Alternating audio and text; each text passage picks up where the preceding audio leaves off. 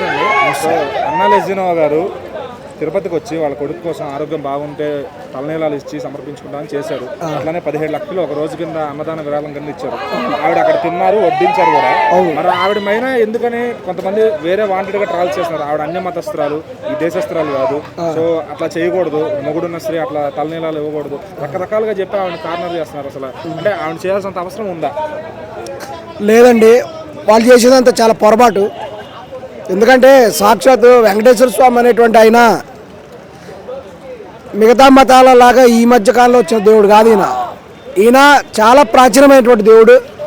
కొన్ని వేల సంవత్సరాల నుంచి కూడా ఉన్నాడు వెంకటేశ్వర స్వామి. క్రిస్టియన్ మతం అని వచ్చింది ఒక 2000 సంవత్సరాల క్రితమే. ముస్లిం మతం వచ్చింది ఒక 1500 సంవత్సరాల క్రితమే వచ్చారు.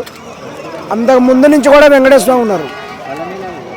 సో ఎవరైనా సరే ప్రపంచం మొత్తానికి కూడా భగవంతుడు వెంకటేశ్వర స్వామి కాబట్టి ఎవరైనా సరే దర్శనం చేసుకోవచ్చు. హిందూస్ అనే కాదు, ముస్లిమ్స్ కానీ క్రిస్టియన్స్ కానీ ఎవరైనా సరే స్వామివారి దర్శనం చేసుకోవచ్చు. కాకపోతే ఏంటంటే ప్రస్తుత రాజ్యాంగ చట్టం ప్రకారం డిక్లరేషన్ ఇవ్వాలి. అన్యమతస్తులు డిక్లరేషన్ ఇవ్వాలి. డిక్లరేషన్ ఇచ్చి కూడా దర్శనం చేసుకోవచ్చు. ఈవెన్ చాలామంది ముస్లిమ్స్ కూడా దర్శనం చేసుకుంటారు వెంకటేశ్వర స్వామిది. అవన్నీ కూడా చట్టబద్ధంగా చేసింది. ఆమెని ఈ విధంగా ట్రోలింగ్ చేయడం నిజంగా దురదృష్టకరమైనటువంటి విషయం. కేవలం కూడా కొంత మైలేజ్ కోసం వాళ్ళు ఆ విధంగా కూడా చేస్తున్నారు. నిజం చెప్పాలంటే ఆమె రష్యాకు చెందినటువంటి మహిళ, క్రిస్టియన్ మహిళ అయినప్పటికీ కూడా మొదటి నుంచి కూడా ఎంతో పద్ధతి ప్రకారం పవన్ కళ్యాణ్ ఎప్పుడైతే వివాహం చేసుకుందో అప్పటి నుంచి కూడా హిందూ మతంలోనే ఆమె దాదాపుగా ఉంది.